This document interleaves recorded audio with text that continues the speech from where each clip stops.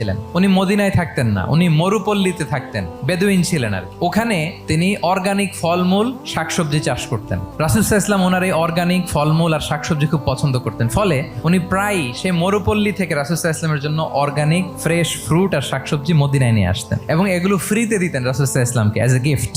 আর কিছু শাকসবজি ফলমূল তিনি মদিনার বাজারে বিক্রি করতেন। তো একবার তিনি এসে রাসূল সাল্লাল্লাহু আলাইহি ওয়াসাল্লামকে অর্গানিক এই ফ্রুটগুলো দিয়ে বাকিগুলো মদিনার বাজারে বিক্রি করতেছেন।